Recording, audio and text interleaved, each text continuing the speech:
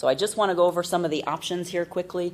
Parent or guardian, I don't see a whole lot of teenagers or early 20-something individuals out there, but you can stay on your parents' policy as long as that policy allows you to. Right now, some of them may offer coverage up to 26. 26 is the new age we're hearing about.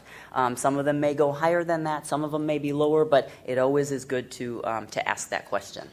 There's options if you're a child, if you're a person with, as we heard, disability or uninsurable medical condition. There are ways to find out what works for you. Also, if you're a senior, 65 and up, college student, individual, or unemployed. So I mentioned this, continue coverage under your parents' policy. Just make a quick phone call and find out how long you can stay on your parents' policy as long as you're able to be claimed as a dependent. Once employed, seek coverage through your employer. Again, a very nice benefit to have, something that you should look for as you're out there in the work world. Employer-sponsored insurance really, really is a tremendous benefit to have. Changing jobs, leaving your job with a potential gap in coverage. Julia touched on this briefly, but COBRA is an option for you as you transfer jobs. It allows, usually the time frame is 18 months, but that can be extended if you need to for extenuating circumstances. You can purchase that same policy that you had under your employer group and carry it with you until you become insured again, either under your next employer or if you're purchasing individual. So COBRA is very important. Yes, we heard it is expensive, that's for sure. But Yulia very smartly pointed out it's either that or being uninsured. And the important thing is to just try to keep yourself covered as best as you can while you have this what is called pre-existing condition. There are other group coverage options out there if your employer does not offer coverage. Trade unions, religious institutions, professional associations, all of these neighbor type groups are out there and they have formed their own basic group health insurance when employer sponsored is not an option. So you may be able to get under one of those policies.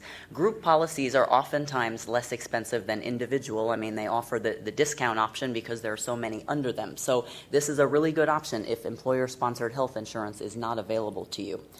We heard a little bit about this. Purchase an individual policy from a private insurer. There's many ways you can go about that. I'll come back to that in just a second. And we heard Julia talking about the Texas Health Insurance Risk Pool. Again, that has to do with a pool of individuals that otherwise can't find group coverage under any other resource. So basically, it's a pool of individuals, and this tends to be expensive as well, but it's another option for you to look at. Other options out there, and this kind of gears toward low income. We heard about this, Social Security disability income. And if you do receive, if you are qualified for disability, that automatically places you at a eligibility for Medicare. Medicare is not just for 65 and up individuals. That's why it was created initially. But over the years, it has expanded, and I've listed a couple of other qualifiers here that would make you eligible to receive Medicare. And if you have received disability income for 2 or more years, you're automatically qualified for Medicare. So that really is another option for you if you fall in that category. Medicaid, again, another state program that has expanded over the years to cover more individuals, not just low income. So I've listed some of the options there, or some of the qualifiers if you qualify for Medicaid. And if nothing else, there are other low-cost health services in your area tending to be just around medical clinics. There are other options out there. And the best place that I found online, this is one of the best websites I've stumbled into in doing research. Yulia didn't mention it, but it's great. TexasHealthOptions.com. It is a service of the state of Texas. I feel sure that there are other states that offer something like this. But it's fantastic because if you are newly uninsured and you have no idea where to start, this website kind of guides you depending on which category you are. Are you newly unemployed? Are you newly diagnosed? Do you have a pre-existing condition and you've been denied through other channels? It really does start from square one, and it kind of walks you through the process on where to go for information. It does mention the individual insurance plans out there that offer individual coverage, but I always like to recommend to go out to the specific managed care or health insurance company just to verify and make sure that they still do offer individual coverage. We are going to see more and more managed care companies offering individual coverage in the wake of recent healthcare legislation. So we will see more options out there through health insurance companies. And so I can't emphasize enough what Yulia mentioned earlier, and that is to be your own advocate and to document. Once you find the insurance plan that works for you, let the customer service person at that insurance company be your advocate. They really are your first line of helping you navigate your policy. I'll come back to that in just a second. Now, I don't have time to go through all of these terms, but I do want to just breeze through when you see the PowerPoint that it will be available online. But just once you find the policy that works for you, it is critical to understand what the terminology means. We, on the provider side, we throw these terms around between the insurance company all the time when we're verifying your benefits when you come seek services from us. But it's important for you as the consumer to understand this terminology too. Provider, network, in-network versus out-of-network. What does that mean, and what does that mean to you financially? Network service area. What does your health plan say? Where you can stay to receive the highest level of benefit? Predetermination. That's something that doesn't really impact you, but it's something that we on the provider side do on your behalf to make sure that a procedure will be covered for you. We heard a little bit about how some services are not covered routinely under insurance plans. As Yulia said, it doesn't stop there. We on our side, we do a deep dive. We want to get you the best coverage that you can get for your policy when you seek services for cancer.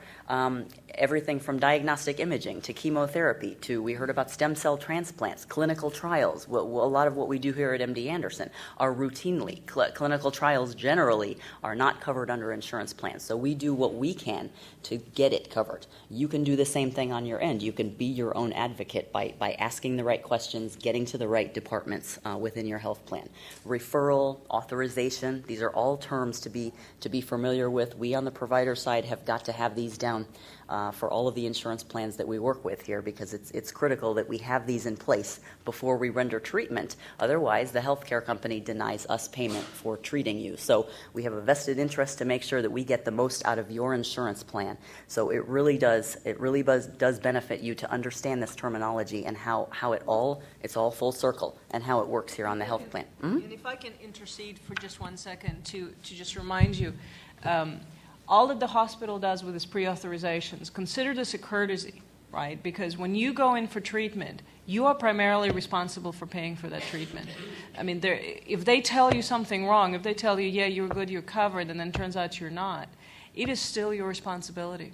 So take advantage of this, folks, helping you kind of figure out what is the maximum that you can squeeze out of the coverage that you have available, because you are at least legally on the hook for whatever the balance is. And make sure that if there's negotiated rate plan between the hospital and the insurance, if you're responsible for the balance, make sure you get advantage of this negotiated rate plan. You get the discounted rates, and you don't have to pay the 100% maximum, because the difference could be 300%, you know? If you've ever seen it, your explanation of benefit statements, you know, where it'd say, okay, x-ray billed at $300, negotiated amount $30. Go, how do you make, you know, sorry, Rick, you know, it's always been kind of my pet peeve. It's like, well, if the hospital can make a living charging $30, why are they charging $300? It's a long story, you know. It is a negotiated plan, but make sure when you have to pay out of pocket, you pay the $30, not the $300. But you have to ask, right? So educate yourself. Sorry for that. That's okay.